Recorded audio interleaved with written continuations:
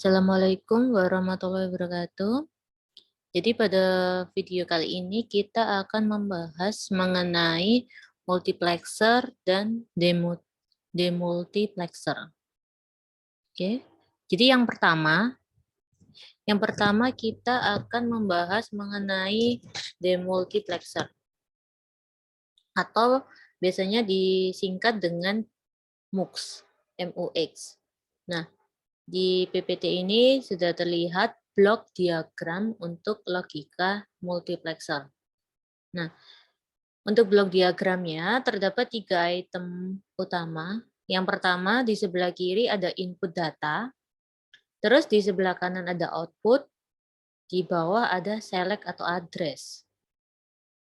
Nah, multiplexer ini sebenarnya mirip ya dengan beberapa gerbang logika yang sudah kita pelajari sebelumnya, seperti gerbang OR, AND,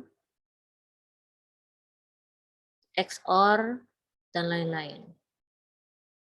Tetapi perbedaannya adalah, ya, yang pertama, kalau multiplexer ini dia memiliki beberapa input, jadi inputnya itu bisa banyak.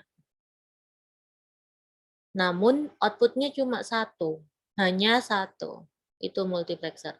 Jadi bisa disebut multiplexer ini adalah MISO, M-I-S-O, yaitu M-nya MI adalah multi input, SO-nya adalah single output. Kalau gerbang OR ya, misalkan kita bandingkan dengan gerbang OR 2 input. Jadi kalau gerbang OR itu dia memproses nilai 2 inputnya tadi, hasil prosesnya dijadikan sebagai output. Itu kalau gerbang OR. Nah, kalau multiplexer ini tidak seperti itu. Jadi misalkan inputnya 1 ya wis itu yang dikeluarkan, atau inputnya 0 ya sudah itu yang dikeluarkan. Nah, karena inputnya ini ada banyak ya, untuk multiplexer kan inputnya ada banyak.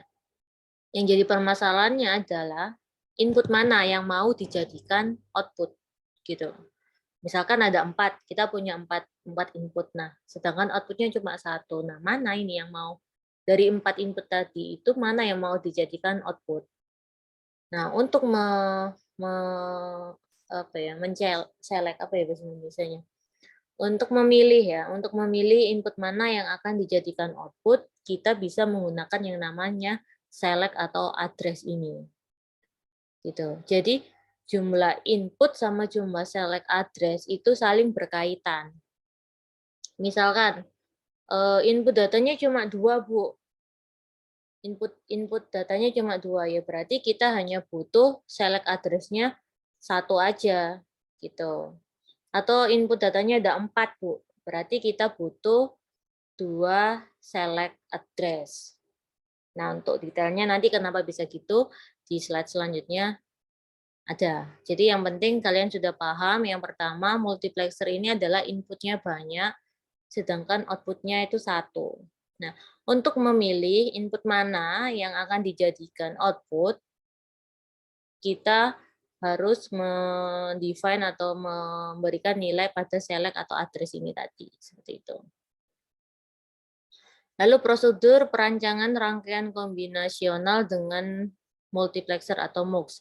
Yang pertama, buat tabel kebenaran sesuai dengan kondisi input dan output serta nomor mintermnya. Yang kedua, salah satu variabel input digunakan sebagai data dan sisanya dari variabel input sebagai address atau selektor. Yang ketiga, buat tabel implementasi dan lingkari nomor mintermnya yang sesuai dengan outputnya. Nomor 4, jika 2 mintermnya dalam satu kolom dilingkari, maka input MUX adalah 1. Dan sebaliknya, input MUX adalah berlogika 0. Yang kelima, jika nomor mintermnya hanya dilingkari pada salah satu baris dalam kolom yang sama, maka input MUX akan berlogika sesuai dengan baris persamaan pada variabel yang diberikan.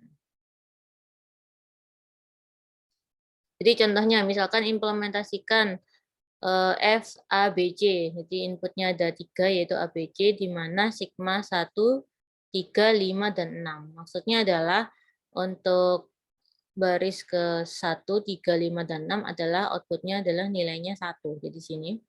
Jadi min termnya dimulai dari 0 sampai dengan 7. Untuk min term 1 nilainya 1, min term 3 ya. 3, min term 5 dan 6 nilainya 1. Terus tabel kebenarannya yang pertama kolomnya adalah min term 0 sampai 7. Kenapa? Karena inputnya ada 3, jadi kita butuh 8. Inputnya ada 3 yaitu A, B, C. Seperti biasa kita gambar tabel kebenaran lalu outputnya. Input variabel A diambil sebagai data, sedangkan B dan C sebagai address. Gitu. Jadi variabel A sebagai data, sedangkan B dan C sebagai address. Nah, untuk digambar rangkaian logikanya,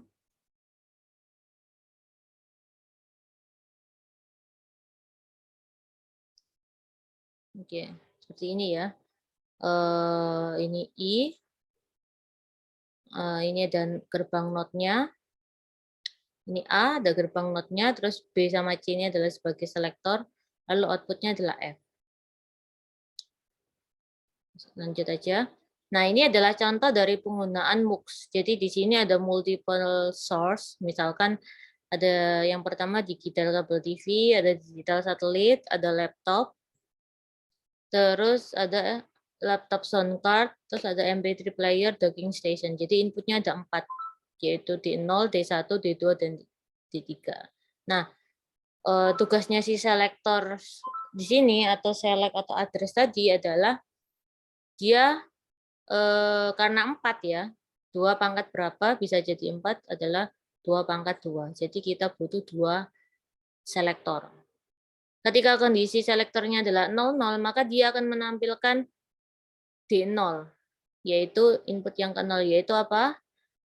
MP3 player. Terus misalkan kondisinya adalah 01, berarti dia menampilkan D1. D1 adalah laptop.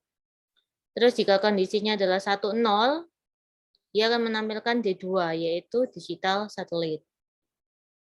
Terus jika nilainya 11, maka dia akan menampilkan D3. Apa D3 itu? Yaitu digital cable TV.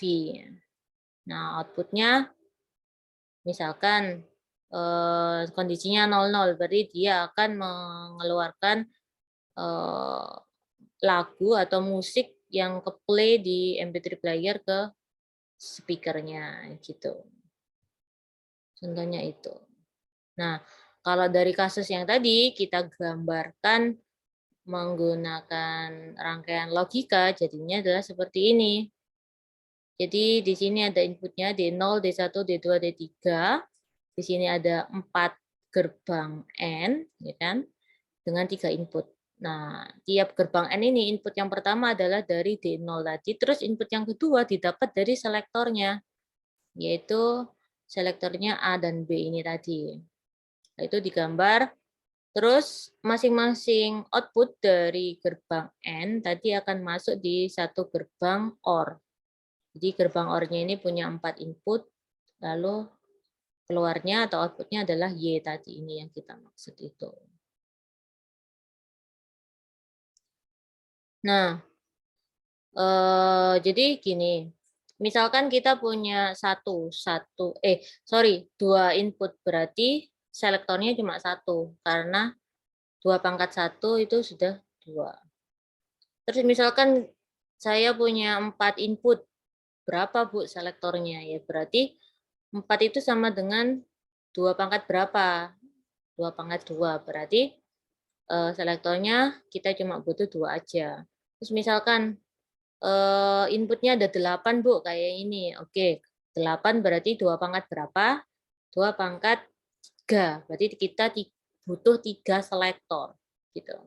Sama, misalkan inputnya ada 16 Bu, berarti 16 kira-kira yang mengakomodir 2 pangkat berapa? 2 pangkat 4, maka selektornya ada 4 juga. Case lain, misalkan Bu saya inputnya cuma 10, berarti selektornya berapa Bu? Kalau inputnya ada 10, berarti kita cari yang bisa menampung 10 itu tadi. Misalkan kalau kita pakai 8 kan kurang. Dengan 3 selektor, inputnya 8, kurang kan, karena kita punya 10. Berarti kita naik satu lagi, yaitu di 16 dengan 4 selektor, seperti itu. Terus kita lanjut ke demultiplexer atau demux. Nah, ini kebalikannya. Kebalikan dari si multiplexer. Jadi untuk demultiplexer atau demux itu inputnya cuma satu, tapi outputnya yang banyak. Untuk sistem kerjanya sama. Jadi dia memiliki yang namanya selektor atau address tadi untuk memilih. Untuk memilih input ini tadi mau dikeluarkan kemana? Ke Y0, Y1, Y2, atau Y yang mana? Nah, berdasarkan nilai dari selektornya tadi. Jadi intinya sama, cuma di reverse aja atau dibalik aja. Jadi contoh penggunaan untuk demux ya, misalkan di sini kita punya suatu perangkat komputer, lalu di sini ada demuxnya. Nah, terdapat 4 outputnya. Bisa ke laser printer, bisa ke fax machine, ada color inkjet printer, atau pen plotter. Tergantung dari nilai dari selektornya. Karena ini outputnya ada 4, jadi kita hanya butuh 2 selektor aja, yaitu A dan B. Jadi misalkan kondisi si selektornya 00, berarti dia ke laser printer. Kalau kondisinya 01, berarti dia ke fax machine. Kalau kondisinya 10, berarti dia ke color inkjet. Kalau kondisinya 1, berarti dia ke pen plotter. Seperti itu. Jadi cuma konsepnya sama, tapi cuma dibalik aja. Terus bagaimana Bu untuk menggambar rangkaian logikanya? Jadi inputnya kan tadi satu. Satu inputnya akan masuk ke setiap gerbang logika N. Itu, terus 2 input sisanya untuk logika N-nya diambil dari selektornya, selektor A sama selektor B.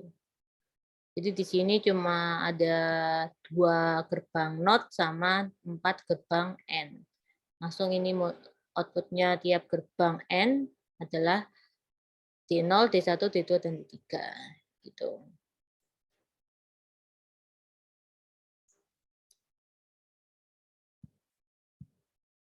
Terus di sini ada tabel kebenarannya ya. Jadi yang pertama ini adalah selektornya. Selektor tadi nilai A sama B. Nah, ketika kondisi 00 ini tadi, maka nilai D1, D2, dan D3 itu akan dinolkan.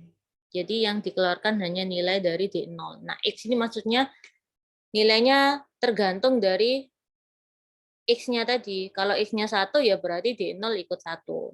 Kalau nilai X-nya 1, D0 ikut 1. Kalau nilainya X 0 berarti D0 ikut 0. Seperti itu. Jadi ini adalah nilai X-nya berapa.